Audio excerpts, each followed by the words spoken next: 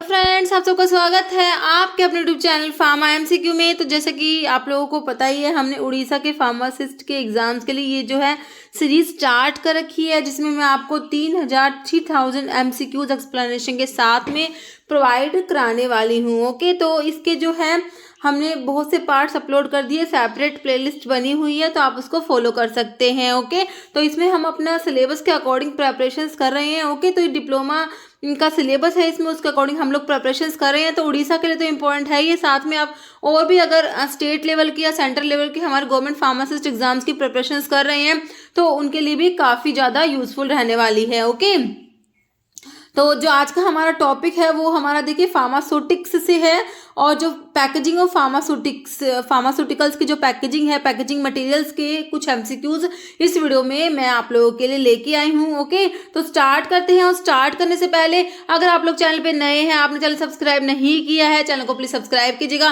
Video को like करना, share करना, कमेंट करना, बेल आइकन को प्रेस करना, ताकि जो आने वाले वीडियोज होते हैं उनके नोटिफिकेशन आप लोगों को मिल सके। ओके, तो देखिए स्टार्ट करते हैं। हमने 775 तक क्वेश्चन जो है वो डिस्कस कर लिए। ओके, तो अभी हमारा नेक्स्ट क्वेश्चन देखिए क्या है, टाइप 2 ग्लास। तो ग्लास के ऊपर क्वेश्चन है। तो टाइप 2 ग्लास कौन सा होता है? बोरोसिलिकेट ग्लास है, सोडा लाइम ग्लास है, सोडा लाइम ट्रीटेड ग्लास है, या ओल्ड? देखिए बोरोसिलिकेट तो आपका टाइप 1 ग्लास जो हाईली रेजिस्टेंट बोरोसिलिकेट ग्लास होता है। तो आपका टाइप 2 ग्लास होता है ट्रीटेड सोडा लाइम ग्लास या सोडा लाइम ट्रीटेड ग्लास बोल दीजिए। ओके, तो आपका आंसर जो है ऑप्शन सी बिल्कुल राइट हो जाएगा। नेक्स्ट टाइप 1 ग्लास इज, तो टाइप 1 ग्लास कौन सा होता है? Borosilicate glass, soda lime glass, soda lime treated है, नन। तो टाइप 1 ग्लास हमारा हाईली रेजिस्टेंट बोरोसिलिकेट ग्लास होता है। ओके, आंसर क्या हो जाएगा? Option A borosilicate glass. जैसे water attack test is use to identify the alkalinity in. तो देखिए आपके जो डिफरेंट टाइप की ग्लास है, टाइप 1, टाइप 2, टाइप 3, टाइप 4, तो इनके लिए हम लोग टेस्ट पढ़ते हैं। तो वाटर अटैक टेस्ट कौन से टाइप के ग्लास के लिए होता है? ओके, टाइप 1 के लिए, टाइप 2 के लिए, टाइप 3 के लिए, या प्लास्टिक के लिए? देखिए आपका एक तो पाउडर ग्लास टेस्ट होता है और एक वाटर अटैक टेस्ट होता है।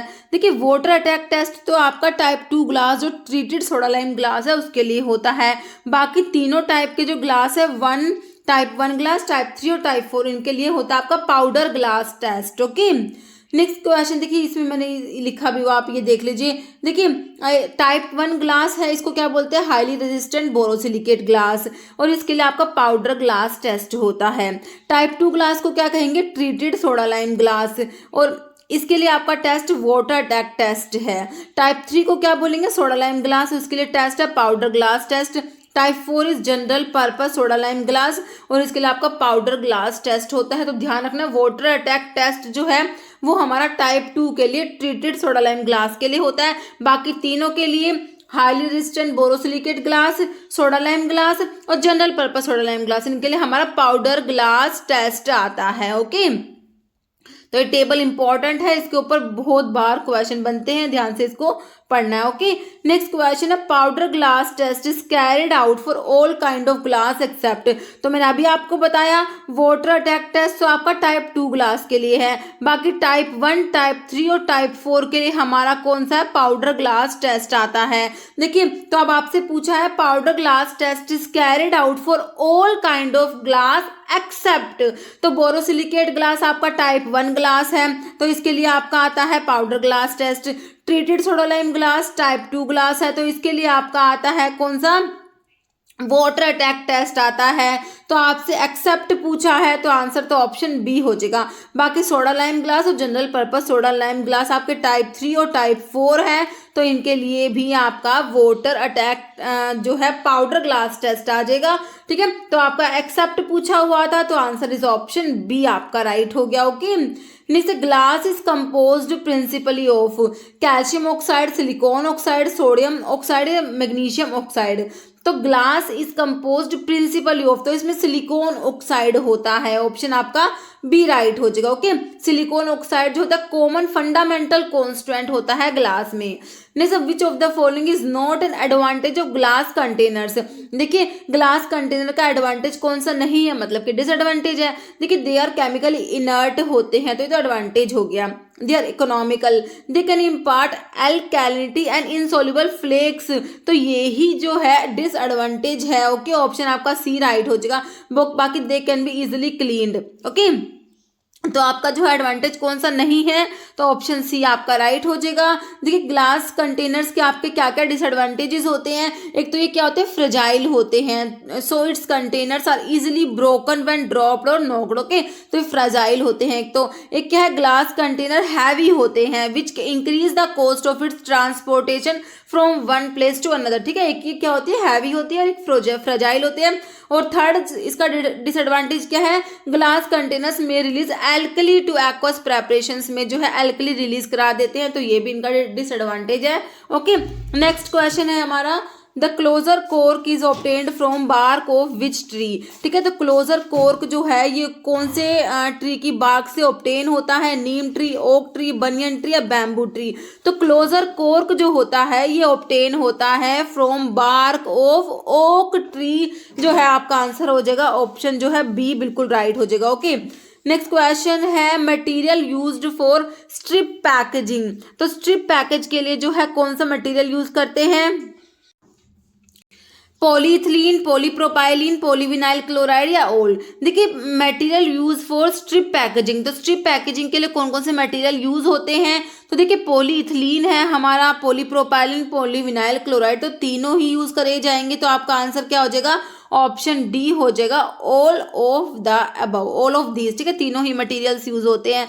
नेक्स्ट है वन टाइप ऑफ क्लोजर, एक टाइप का क्लोजर है, इनमें से कौन सा प्लग टाइप होता है, स्क्रू टाइप, कैप टाइप या ओल। देखिए तीनों ही टाइप आपके क्लोजर्स के हैं, तो ऑप्शन आपका डी हो जाएगा ओल। ओके, देखिए क्लोजर्स आर डिवाइस, क्लोजर्स क्या होते हैं, bye means of which containers can be opened और क्लोज। ठीक है, जिनसे हम कंटेनर को खोल और बंद कर सकते हैं, क्लोजर्स होते हैं। कौन कौन से टाइप के होते हैं, प्लग टाइप होता है, crown type, push fit type और स्क्रू क्लोजर्स होते हैं। ओके, जैसे material use for construction of closures, closures के कंस्ट्रक्शन के लिए कौन कौन से मटेरियल यूज किए जाते हैं, कोर्क है, ग्लास एंड प्लास्टिक्स है, रबर एंड मेटल्स या ओल। देखिए सारे ही मटेरियल्स यूज किए जाते हैं, तो हमारा आंसर ऑप्शन डी हो जाएगा ओल। ओके, जैसे disposable syringes are made up of, तो डिस्पोजेबल सिरिंज किसके बने होते हैं, पॉलीप्रोपाइलीन के, ट्रांसपेरेंट पॉलीस्टायरीन, ग्लास या नन। तो डिस्पोजेबल सिरिंजेस जो पॉलीस्टायरीन के बने होते हैं, ऑप्शन आपका बी हो जाएगा। ओके, जैसे non parenteral type of glass consist of which of the following. देखिए मैंने अभी आपको ग्लास के टाइप बताया, type 1 highly resistant borosilicate glass बताया, टाइप 1 में ट्रीटेड सोडा लाइम ग्लास बताया, टाइप 3 में आपका सोडा लाइम ग्लास आता है, टाइप 4 जो होता है general purpose soda lime glass, इसको एनपी ग्लास भी कहते हैं, नॉन पेरेंट्रल ग्लास भी कहते हैं टाइप 4 को। तो non parenteral type of glass consist of which of the following, तो ये आपका टाइप 4 होता है, answer is option D. Okay, जैसे plastic container is not suitable because, तो प्लास्टिक कंटेनर्स को क्यों यूज नहीं कर सकते, मतलब कि डिसएडवांटेजेस जो प्लास्टिक कंटेनर्स के वो क्या है। ओके, देखिए they are permeable to gases, some additives may leach out from plastics, it may absorb certain ingredients from the product या ओल। देखिए तीनों ही बातें सही लिखी हुई है, तो इसीलिए इन सभी की वजह से प्लास्टिक कंटेनर्स सुटेबल नहीं होते। ओके, तो हमारा आंसर ऑप्शन डी हो जाएगा। तो देखिए कौन कौन से और भी डिसएडवांटेजेस आपके प्लास्टिक कंटेनर्स के, देखिए they are permeable to water vapours and atmospheric gases. Okay, जैसे they can not withstand heat without softening and distorting, जैसे they may interact with certain chemicals, ठीक है, टू कॉज सॉफ्टनिंग और distortion, they may absorb certain substance from preservative. ठीक है, तो जो preservative add किया होता है सोल्यूशन में, तो उनमें से सब्सटेंस को अब्जॉर्ब कर लेंगे, रिलेटिवली एक्सपेंसिव होते हैं, स्पेशल टाइप के गम और एडहेसिव रिक्वायर होते हैं इनकी लेबलिंग के लिए। ओके, तो ये सब है डिसएडवांटेज, तो डिसएडवांटेज है आपके प्लास्टिक कंटेनर्स के। नेक्स्ट है which of the following statement are true about air tight containers, जो होते हैं उनके बारे में कौन सी बात सही लिखी हुई है। देखिए एयर टाइट कंटेनर्स और ऑल्सो कॉल्ड हर्मेटिक कंटेनर्स भी कहेंगे इनको।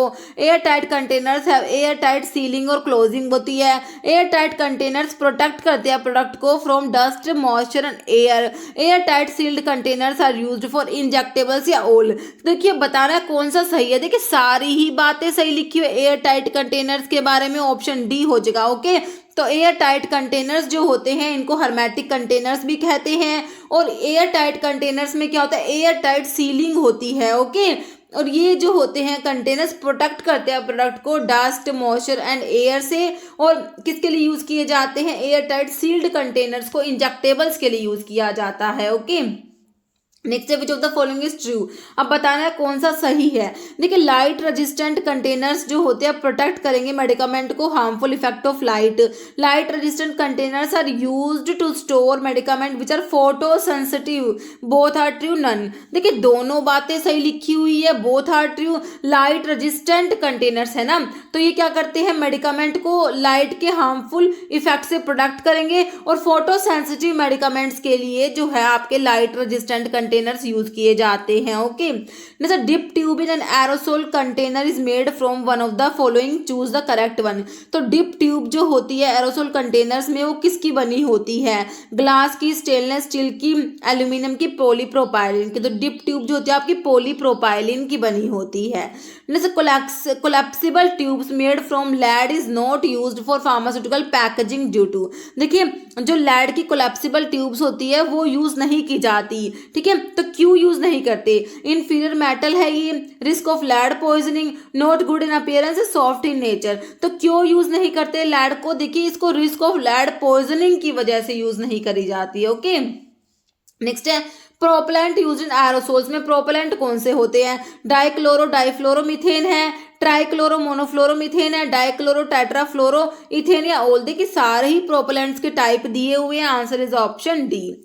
Next identify an example of secondary packaging of pharmaceutical. देखिए पैकेजिंग आपकी प्राइमरी होती है, सेकेंडरी होती है, टर्शरी होती है। ओके, तो सेकेंडरी बताना है। देखिए ब्लिस्टर पैकेज दिया है, एज प्रोटेक्टर दिया है, बॉक्सेज, स्ट्रिप पैकेजिंग। तो देखिए सेकेंडरी में आपके बॉक्सेज आ जाएंगे, है ना, ऑप्शन आपका जो है 3 हो जाएगा, बॉक्सेज। नेक्स्ट है रबर इज। तो रबर क्या है? मोनोटर्पीन है, डाइटर्पीन, टेट्राटर्पीन है, पॉलीटर्पीन। तो रबर क्या होता है? हमारा पॉलीटर्पीन में आता है। ओके, ऑप्शन आपका डी हो जाएगा। जैसा air tight containers are used for. तो मैंने अभी आपको बताया एयर टाइट कंटेनर्स किसके लिए यूज करते हैं? Liquid preparations, capsules, injectable products, tablets. तो किसके लिए? इंजेक्टेबल प्रोडक्ट्स के लिए। नेक्स्ट है type 1 glass is made up of. तो टाइप 1 ग्लास क्या बताया आपको? हाईली रेजिस्टेंट बोरोसिलिकेट ग्लास होता है। तो आपका जो है ऑप्शन देखिए बोरोसिलिकेट ग्लास ऑप्शन ए में ही दिया है, बाकी सोडा लाइम ग्लास दिया है, ट्रीटेड सोडा लाइम ग्लास है, कैल्शियम सल्फेट। तो हमारा type 1 glass highly resistant borosilicate glass होता है। Next what are package called that come directly in contact with formulation. ठीक है, जो डायरेक्टली फॉर्मुलेशन के कॉन्टैक्ट में आते हैं वो पैकेज क्या होते हैं? Primary and secondary, tertiary, primary secondary. तो ये आपके प्राइमरी पैकेज जो होते हैं ना वो आपके डायरेक्टली प्रोडक्ट के कॉन्टैक्ट में आते हैं। ओके, नेक्स्ट क्वेश्चन देखिए primary packaging is a packaging in direct contact with the product itself and is sometime referred to as consumer unit. Okay, next है ideal closure does all of the following except. Ideal closure की properties बताई हुई है, तो सारी properties है, एक को छोड़ के एक्सेप्ट लिखा हुआ है। ओके, देखिए कीप प्रोडक्ट सेफ। तो आइडियल क्लोजर जो होगा तो प्रोडक्ट को सेफ रखेगा, बिल्कुल सही बात है। अलो एंट्री ऑफ एयर, एयर को अंदर एंटर करने देगा, तो वो आइडियल थोड़ी ना होगा। तो आपसे एक्सेप्ट पूछा है ना, तो आपका आंसर तो ऑप्शन बी हो गया। बाकी prevent particulate matter from entering into product, बिल्कुल सही बात है। आइडियल क्लोजर जो है मैटर्स को प्रोडक्ट में एंटर नहीं होने देगा। Assist in proper use of product, ये भी बिल्कुल सही है। तो आपका आंसर क्या हो गया? Option B. Okay, next rubber closures are washed with hot solution of. तो रबर क्लोजर्स जो होते हैं उनको वॉश करने के लिए इनमें से किसका जो है हॉट सोल्यूशन यूज करेंगे? देखिए सब में आपको सोडियम पायरोफॉस्फेट इन वाटर दिया, बट आपको कंसंट्रेशन बस पता होनी चाहिए। ओके, तो ये देखिए option D 0.5% of sodium pyrophosphate in water होता है। नेक्स्ट क्वेश्चन है which can be formed under heat and pressure. Okay, तो इनमें से ये देखिए किससे बनते हैं? फॉर्म्ड होते हैं under heat and pressure, but can not be soft और रिमोल्डेड वंस हार्ड। इनको एक बार हार्ड कर दिया ना तो हम इनको सॉफ्ट नहीं कर सकते एक बार हार्ड करने के बाद। देखिए प्लास्टिक सीमेंट है, थर्मोसेटिंग प्लास्टिक है, थर्मोप्लास्टिक प्लास्टिक है, फ्लेक्सिबल मटेरियल्स होते हैं। तो ये आपने बताना है। तो ये हमारे होते हैं कौन से? थर्मोसेटिंग होते हैं। ओके, थर्मोसेटिंग प्लास्टिक्स जो होते हैं, अगर इनको एक बार आपने सॉफ्ट कर दिया, मतलब कि एक बार मतलब कि हार्ड कर दिया, तो इनको फिर से सॉफ्ट नहीं कर सकते। ओके, तो आपके थर्मोसेटिंग सेट हो जाते हैं ये। Okay, option B thermosetting plastic आपका हो जाएगा। तो ये देखिए प्लास्टिक्स के बारे में लिखा हुआ है। बेसिकली 2 टाइप के प्लास्टिक्स यूज होते हैं फार्मास्यूटिकल इंडस्ट्री में, थर्मोसेटिंग और थर्मोप्लास्टिक। थर्मोसेटिंग जो होते हैं can be formed under heat and pressure but this can not be soften और रिमोल्डेड वंस हार्डन। इसको एक बार हार्ड कर दिया तो इनको दोबारा से सॉफ्ट नहीं कर सकते। इस some thermosetting plastics are made of, इनमें फिनोलिक और यूरिया रेजिन्स के प्लास्टिक्स आते हैं। थर्मोप्लास्टिक क्या होते हैं, ये बनते हैं application of heat and pressure, can be soft and remould, इनको सॉफ्ट कर सकते हैं। ओके, ये इनकी स्पेसिफिक एडवांटेज होती है। Scrap and rejected articles can be worked again to get new materials. Okay, some thermoplastic materials and their use दे रखे हैं आपको। थर्मोप्लास्टिक मटेरियल्स के पॉलीइथिलीन अब आपका थर्मोप्लास्टिक में आएगा, तो इसके यूज में केबल्स, बकेट, पाइप्स में यूज करते हैं। पॉलीप्रोपाइलिन जो है इसको मिल्क कार्टन्स में, रोप्स में यूज करते हैं। पॉलीविनाइल क्लोराइड पीवीसी आपका ग्लोव्स में, वाटर प्रूफ गारमेंट्स में यूज होता है। टेफ्लॉन, गास्केट और कोटिंग्स में यूज होता है। ये हमारे थर्मोप्लास्टिक के एग्जाम्पल्स हैं। ओके, तो अभी आपसे एग्जाम्पल देके भी पूछ लेते हैं कौन सा थर्मोसेटिंग है, कौन सा थर्मोप्लास्टिक है। ओके, देखिए अभी नेक्स्ट क्वेश्चन इसी पे है, which one of these is thermosetting plastic. अब थर्मोसेटिंग जो सेट हो जाएंगे उनको दोबारा से आप लोग जो हार्ड करने के बाद सॉफ्ट नहीं कर सकते, है ना। थर्मोसेटिंग जो होते हैं, तो पॉलीअमाइड है, पीवीसी, पॉलीविनाइल क्लोराइड तो हमारा थर्मोप्लास्टिक में आया। फिनोल फॉर्मल्डिहाइड है, पॉलीस्टायरीन, तो आपका फिनोल फॉर्मल्डिहाइड आपका थर्मोसेटिंग में आ जाएगा। ओके, ऑप्शन सी राइट हो जाएगा। नेक्स्ट है, which of the following is not thermoplastic, मतलब कि थर्मोप्लास्टिक में नहीं आ रहा, थर्मोसेटिंग में आएगा। फिनोल प्लास्टिक रेजिन है, पॉलीस्टायरीन, पॉलीथिलीन, पॉलीप्रोपाइलिन, तो फिनोल प्लास्टिक रेजिन जो है ये थर्मोप्लास्टिक में नहीं आएगा। ऑप्शन आपका ए हो जाएगा राइट। ओके, नेक्स्ट है, general purpose soda lime glass is not a suitable material for fabricating the container for. General purpose soda lime glass, पहले तो आपको पता होना चाहिए कौन से टाइप की ग्लास की बात हो रही है, तो ये टाइप 4 की बात हो रही है। General purpose soda lime glass, या इसको एनपी ग्लास भी बोलते हैं, नॉन पेरेंटल ग्लास भी बोलते हैं। तो किसके लिए सुटेबल नहीं होगा, पेरेंटल्स के लिए, ओरल सॉल्यूशंस के लिए, लिक्विड फॉर एक्सटर्नल यूज, या आपका ड्राई पाउडर्स के लिए। ठीक है, तो ये किसके लिए नहीं होता, आपके पेरेंटल्स के लिए नहीं होता। एनपी बोला ना, नॉन पेरेंटल, तो आपका जो पेरेंटल्स के लिए नहीं होगा, ऑप्शन आपका ए राइट हो जाएगा। Okay, next dip tube is an important part of, तो डिप ट्यूब किसका इंपॉर्टेंट पार्ट है, syrup packaging, injection packaging, aerosol packaging या नन। तो डिप ट्यूब हमारा इंपॉर्टेंट पार्ट होता है किसका, एरोसोल्स की पैकेजिंग में, है ना। तो आपका आंसर ऑप्शन सी हो जाएगा। नेक्स्ट क्वेश्चन है, इन an aerosol container what regulate the flow of product from container and the type of spray. Okay, aerosol container में जो इनमें से कौन सा रेगुलेट करता है किसको, फ्लो ऑफ प्रोडक्ट के फ्लो को, कंटेनर से जो प्रोडक्ट का फ्लो है उसको, और टाइप ऑफ स्प्रे, तो डिप ट्यूब करेगा, प्रोपेलर करेगा, एक्चुएटर या वॉल्व, तो कौन सा है इसमें से, ऑप्शन डी हो जाएगा, वॉल्व हो जाएगा।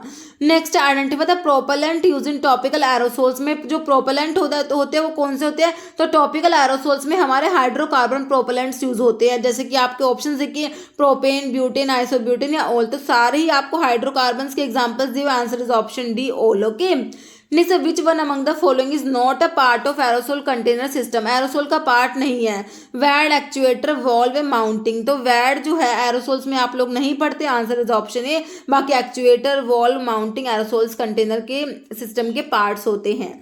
Next, which of the following is added as a vulcanizing agent in rubber, rubber में वल्कनाइजिंग एजेंट कौन सा होता है, थायाजोल होता है, सल्फर होता है, जिंक ऑक्साइड या कैल्शियम कार्बोनेट, तो आपका sulphur as a vulcanizing agent use होता है रबर में, answer is option B. Next question है, which rubber is resistant to oils and solvents. Okay, तो इनमें से कौन सा रबर है जो ऑयल और सोलवेंट से रेजिस्टेंट होता है, nitrile rubber, silicone rubber, butyl rubber, poly isoprene rubber. Okay, तो ये आपका होता है कौन सा, नाइट्राइल रबर होता है, जो क्या होता है, रेजिस्टेंट होता है ऑयल एंड सोलवेंट से, तो आपका आंसर क्या हो जाएगा, ऑप्शन ए आपका बिल्कुल राइट हो जाएगा। तो देखिए इसमें देखिए सिंथेटिक रबर होते हैं, सिंथेटिक रबर में आपके ये neoprene rubber, nitrile rubber, butyl rubber ये सब आते हैं। ओके, तो देखिए इसमें जो है आपका नियोप्रीन रबर को क्लोरोप्रीन भी कहती है। Does not burn readily like natural rubber के जैसे बर्न नहीं होता, स्टेबल होता है हाई टेम्परेचर पे। नाइट्राइल रबर का हमने क्या देखा, resistant to oil and solvents. Butyl rubber resistant होता है मिनरल एसिड्स एंड एल्कली से कंसंट्रेटेड एसिड। ओके, तो इसमें except nitric acid and sulphuric acid है। फिर आपका सिलिकॉन रबर रेजिस्टेंट किस किस से रेजिस्टेंट है, हाई एंड लो टेम्परेचर और attack to aliphatic solvent oil and grease. Polyisoprene rubber होता है, स्टेबल होता है हाई टेम्परेचर पे, ट्रांसल्यूसेंट और फ्लेक्सिबल होता है। तो ये डिफरेंट टाइप के आपके सिंथेटिक रबर्स है, थोड़ा सा ध्यान रख लेना, क्या पता कुछ क्वेश्चन फंस जाए यहाँ से। ओके, तो ये हमारे पैकेजिंग ऑफ फार्मास्यूटिकल्स के जो है क्वेश्चंस हो गए। ओके, तो अभी जो है एक क्वेश्चन जिसका आंसर हमेशा की तरह आप लोग देने वाले हैं। आप लोगों के लिए क्या क्वेश्चन है, which of the following is added as vulcanizing agent in rubber, thiazole, sulphur, zinc oxide, calcium carbonate. इसका आंसर आप लोगों ने कमेंट बॉक्स में देना है। इस वीडियो में इतना ही है। आपको वीडियो अच्छी लगे तो लाइक करना, शेयर करना, चैनल पे नए हैं तो मेरे आप लोगों से रिक्वेस्ट है कि चैनल को प्लीज सब्सक्राइब जरूर करना। Okay, thank you.